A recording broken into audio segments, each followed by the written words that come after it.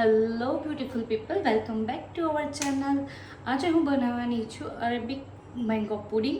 જે રેસીપી હમણાં ખૂબ જ ટ્રેન્ડ પર ચાલે છે અને એ એકદમ ક્વિક અને ઇઝી રેસીપી છે, જે તમે ઝટપટ બનાવી શકો છો તમારા ઘરે અને ખાઈ શકો છો એકદમ ચિલ્ડ. અને આ ઉનાળાની સિઝનમાં ઠંડુ ઠંડુ મેંગો પુડિંગ ખાવાની ખૂબ જ મજા પડી જાય છે. મેં પણ એના વિડીયો ઘણા જોયા અને આજે હું ટ્રાય કરવાની છું. તો તમે પણ જુઓ એ કેવી રીતે બનાવું છું અને તમે પણ તમારા ઘરે ટ્રાય કરજો. તો ચલો આપણે સ્ટાર્ટ કરીએ. એના માટે પહેલાં હું ગેસ સ્ટાર્ટ કરીશ અને પેન લગાવી દઈશ.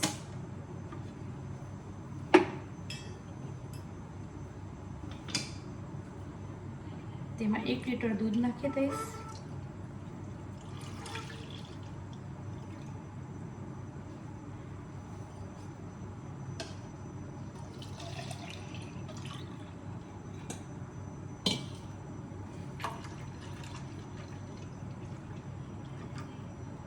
અને હવે આ દૂધને હું ઉકળવા દઈશ.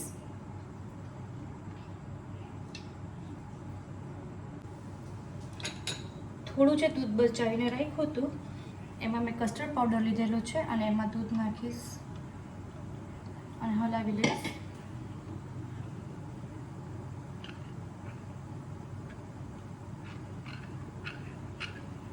લમ્સ ના પડે એ રીતે ચલાવવાનું છે. મેં મેંગોનો કસ્ટર્ડ પાવડર લીધેલો છે. જો તમે ચાહો તો તમે વેનીલાનો પણ લઈ શકો અને તમને જે પણ ફ્લેવર ફાવે એ કસ્ટર્ડ પાવડર તમે લઈ શકો છો.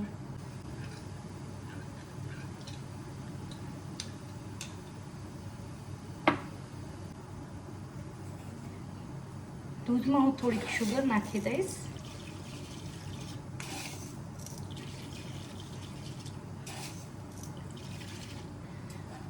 જો તમે ડાયટ કરતા હો તો તમે એમાં કન્ડેન્સ મિલ્ક નાખી શકો અને કાં પછી લાસ્ટમાં દૂધમાં તમે હની એ પણ મિલાવી શકો, જેથી તમારા ડાયટમાં પણ કંઈ પ્રોબ્લેમ નહીં આવે.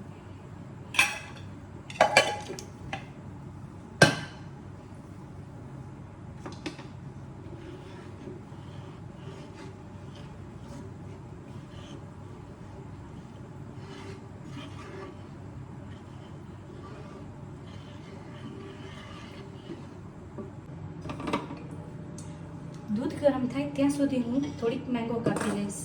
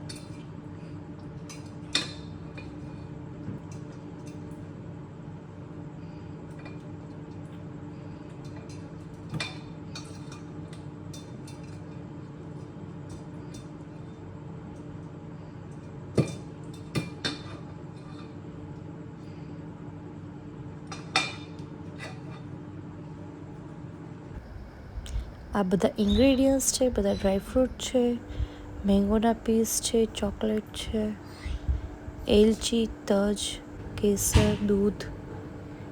મારા મેંગોના પીસ થઈ ગયા છે અને બીજા કોઈ વિડીયોમાં તો નથી હોતા, પણ હું સ્પેશિયલી મારા ટેસ્ટ માટે દૂધ ગરમ થતું હોય ત્યારે એમાં હું એક તજનો ટુકડો અને 2-3 ઇલાયચી નાખીશ, જેથી એને થોડો ઘણો ટેસ્ટ આવે. ટેસ્ટ તો નહીં આવે પણ થોડીક સ્મેલ આવે એની.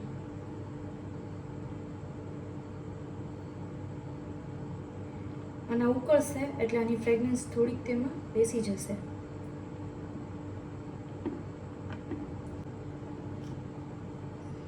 હવે આ થાય છે ત્યાં સુધી હું એક આઈસ ક્યુબમાં કેસરના થોડાક તાતણા નાખી અને એને ઓગળવા રાખીશ, જેથી કેસરનો સરસ કલર આવી જાય.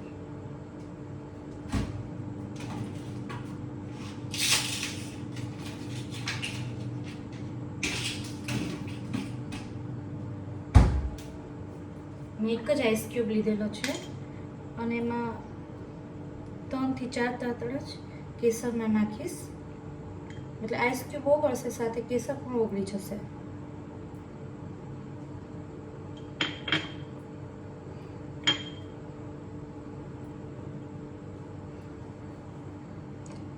બસ દૂધમાં ઉભરો આવ્યો જ છે ત્યાં હવે હું એમાં નાખી દઈશ કસ્ટર્ડ પાવડર વાળું દૂધ.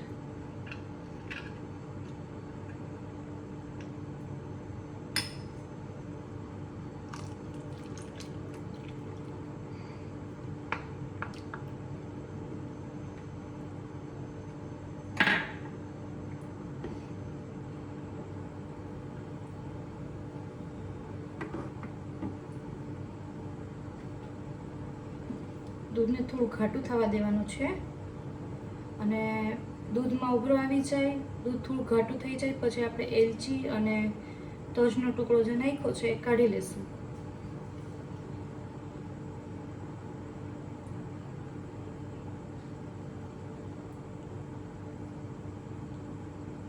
અને થોડું થોડું હલાવતું રહેવાનું છે જેથી એ ચોટે નહીં. અને ત્યાં સુધી હવે હું આજે મેંગોનો પલ્પ બનાવી નાખું છું. મેંગોના જે પીસ કરેલા છે એનો પલ્પ બનાવી નાખું છું. તો અહીંયા મેંગોનો પલ્પ પણ મારે રેડી જ છે.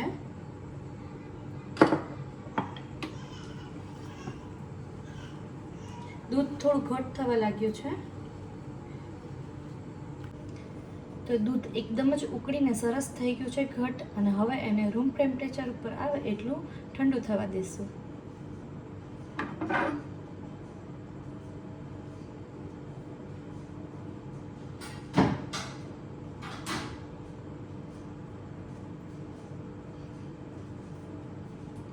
ત્યાં સુધી આપણે આ બ્રેડની સ્લાઇસ તૈયાર કરી લઈશું.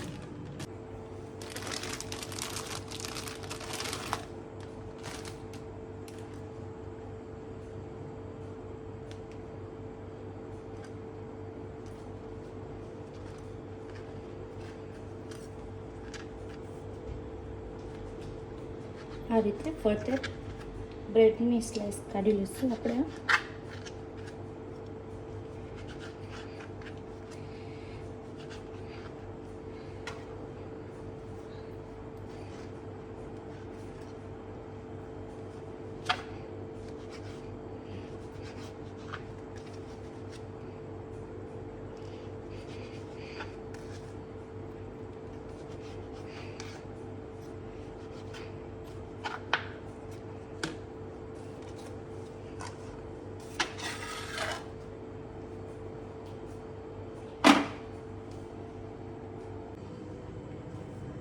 કસ્ટર્ડ ઠંડુ થઈ ગયું છે. હવે એમાં આપણે થોડું મેંગોનો પલ્પ જે બનાવ્યો હતો એ એડ કરી દઈશું એટલે મેંગોની ફ્લેવર આવે.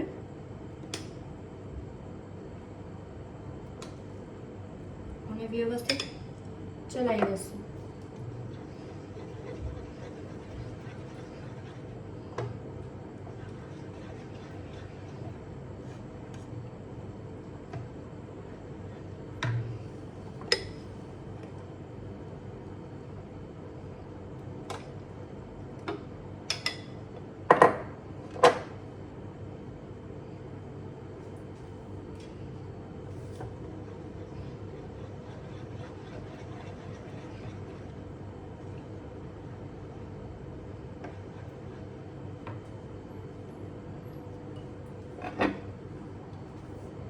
હવે આપણે પુડિંગ રેડી કરશું.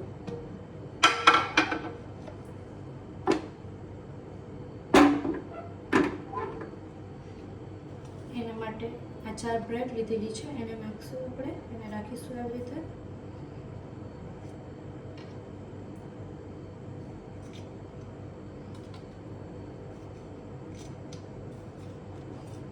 એના પર આપણે જે બનાવેલું છે પુડિંગ એ નાખશું.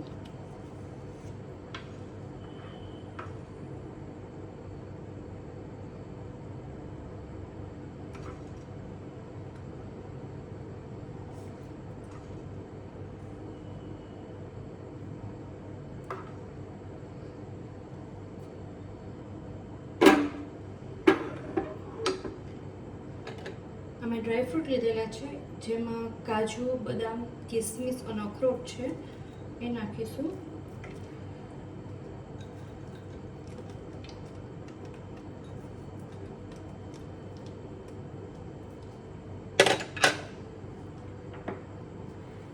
થોડા મેંગોના પીસ નાખશું.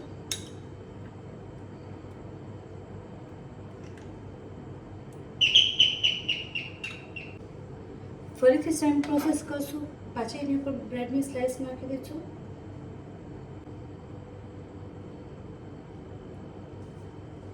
હવે આની ઉપર આપણે મેંગોનો પલ્પ નાખી દઈશું.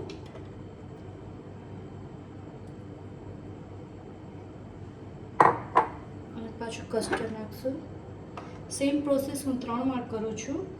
તમે 2 વાર કરશો તો પણ ચાલશે, પણ અમારા ફેમિલી મેમ્બર વધારે છે તો બધાને થઈ જાય એ રીતે હું 3 વખત બનાવીશ.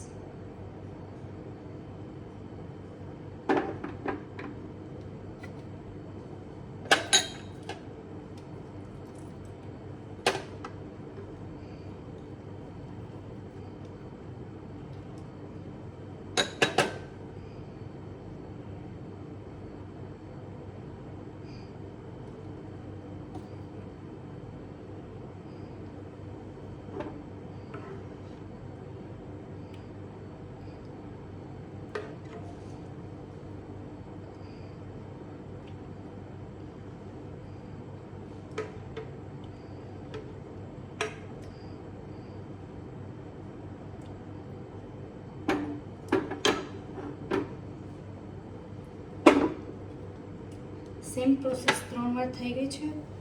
હવે આપણે ફાઇનલ ગાર્નિશિંગ કરશું. એના માટે હું એમાં થોડા કેરીના પીસ નાખી દઈશ.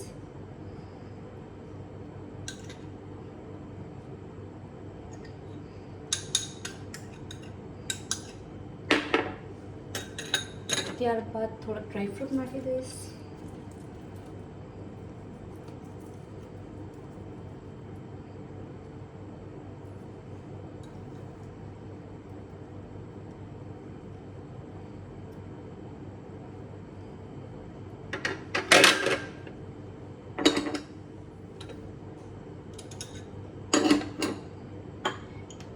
ત્યારબાદ આજે મેં થોડું કેસર પલાળેલું હતું એ નાખીશ.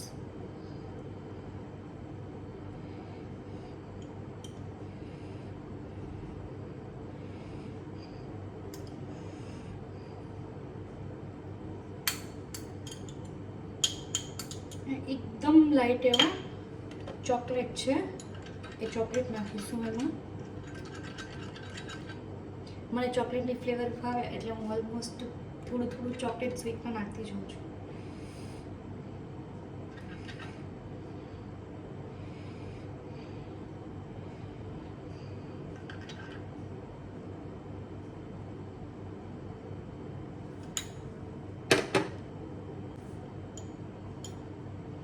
કેસરના તંત્રા નાખી દઉં છું ઉપર. થોડાક બચેલા છે એ કેસરમાં હું નાખી દઉં છું એમાં.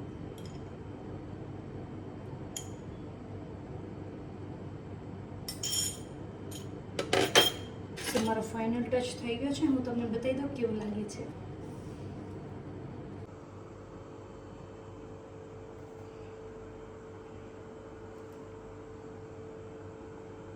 તો હવે મારું મેંગો કસ્ટર્ડ પુડિંગ જે અરેબિક પુડિંગ છે એ રેડી છે.